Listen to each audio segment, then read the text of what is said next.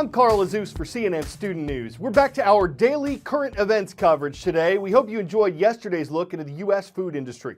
First up, fireworks and celebrations last night in Pyongyang, the capital of North Korea, criticism and warnings from the international community.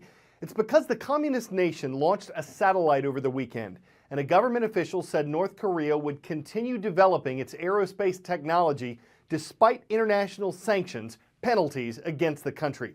The United Nations Security Council, whose role is to maintain peace and international security, held a meeting afterward, an emergency meeting. It strongly spoke out against the launch and called it a clear threat. South Korea and the U.S., who are allies, said they'd speed up plans for a missile defense system in South Korea. Why such a strong reaction to a satellite launch? International condemnation is guaranteed, and yet North Korean leader Kim Jong-un still persists with satellite launches, which the West sees as veiled missile tests. Why? First of all, Pyongyang has never really allowed criticism or even UN sanctions to allow it to deviate from its chosen path. Kim Jong-un has inherited this space program from his father, the late Kim Jong-il, and he has accelerated the progress. He has pumped billions of dollars into this program. He has opened a new satellite control center, he has updated the launch site, and he's attempted 3 launches in just the last 4 years. Pyongyang insists that this most recent satellite launch is peaceful. If so, what exactly does Kim Jong-un get out of this? Well, a working satellite can allow for broadcasting, for mapping, for weather forecasting, and of course, for gathering intelligence. But if, as much of the world suspects, this is in fact a front for a long-range missile test, the benefits for the North are even greater. A rocket that launches a satellite is essentially the same as a rocket that would launch a nuclear warhead. To progress, you have to test, and Kim Jong-un's scientists would learn something very valuable from each and every satellite launch, even if it wasn't deemed a success. So what about the timing? Kim Jong-un holds a very rare party conference in May. The Workers' Party Congress has not been held for 36 years, and to be able to boast about not only a nuclear test but a satellite launch would strengthen his hand. As for repercussions, Kim Jong-un may not be too concerned about that, considering the international differences of opinion when it came to how strong UN sanctions should be following the January 6th nuclear test. Late last month, the U.S. Olympic Committee suggested that if athletes and workers are concerned about the Zika virus, they should consider skipping this year's Summer Olympics in Rio de Janeiro, Brazil. That's according to the Reuters news agency. It shows how seriously officials are concerned about the virus. Zika has been linked to microcephaly in newborn babies. The condition can cause abnormally small heads, severe developmental problems, and sometimes death. Since November, Brazil has confirmed 404 microcephaly cases, more than it saw in all of 2014, and 17 of the recent cases have been linked definitively to Zika. If officials are concerned about visitors to Rio, imagine what it's like for residents. Where you join me is a very fascinating place at this stage in the Zika outbreak. I don't know if you saw just behind me over the fence there, key parts of the Olympic Park here visible. That's where so many of the games will be occurring, but as has been the case in so many cities where preparations have to be made for the Olympics, a lot of life is being cleared out of the way to make space. Now, you can see there actually how stunning and beautiful it used to be, a quiet lake here, but these are the people who wanted to stay. They've been offered money, we're told, to leave, but they refuse, saying this has been their home for decades. They don't want to go anywhere. But now there is a new hazard because some of the construction work here, the demolishing of the old homes, has left flat land that they say has got stagnant pools of water on it into which mosquitoes have in fact found homes. Now, they have, of course, as I say, been offers to move them away, and in fact we're told that rubble was dumped on a previous pool of stagnant water. But this is the kind of example of the sort of problems that they're going to be facing ahead of the Olympics.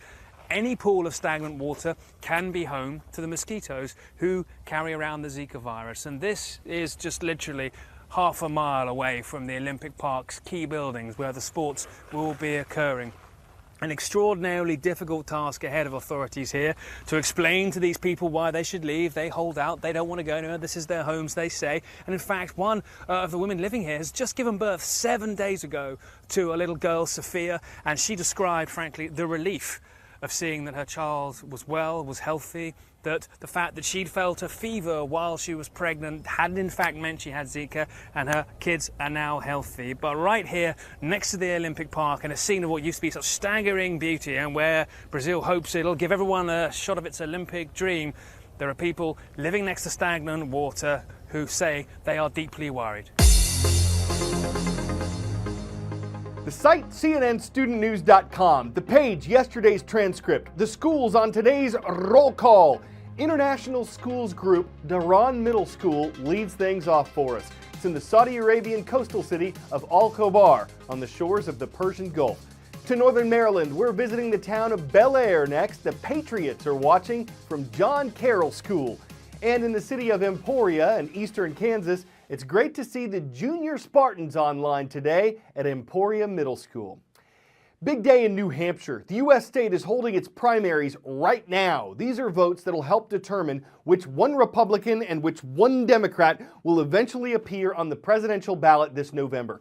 There are 9 Republicans currently seeking their party's nomination. There are 2 Democrats seeking their party's nomination. And though New Hampshire holds the second state contest, it's the first primary because the events in Iowa last week are caucuses. Some New Hampshire communities started voting at midnight, and candidates who win in places like Dixville Notch can make headlines in the morning papers and gain a bit of momentum as the rest of the state votes. American democracy is full of interesting traditions.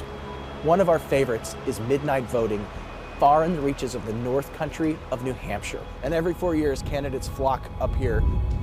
3 towns in New Hampshire are planning to do midnight votes this year. All of the towns have less than 100 people living in them, and all voters have to be accounted for. They start the votes at midnight, and they end in just a couple of minutes. But when you wake up the next morning, you can find out who won the first in the nation primary voting. For years, midnight voting at Dixville Notch was held at the Balsams Hotel and Resort, but that shut down in 2011, leading a lot of people to fear that it could be the end of midnight voting because there weren't that many people that lived in Dixville Notch anymore.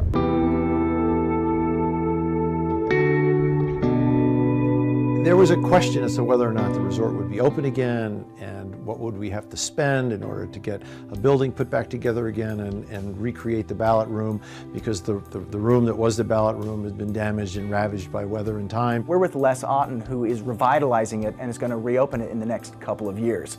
But even though it's been shut down, they've still continued the tradition of voting at midnight.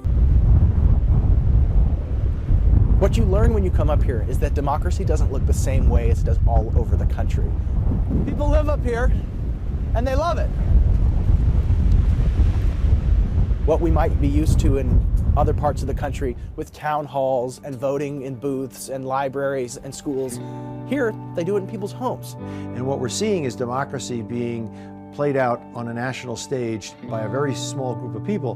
With these other towns coming in, is there any fear that they will be the ones to carry the mantle and not this place? Well, no, not at all. I mean, I think that the fact that they're coming in is exactly what you want to have happen. This should be contagious.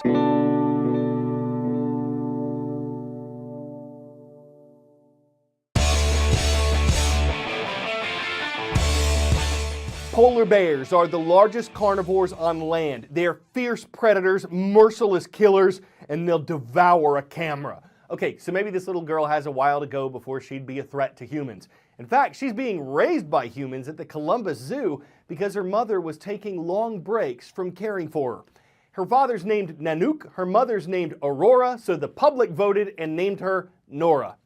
Many folks have never seen something like her before. She's neither fierce nor merciless, just simply too cute to ignore. Will she be dangerous one day? It's plausible, but the close-ups are anything but polarizing. She's a sweet and raw sight. I'm Carl Azuz. Come on back tomorrow.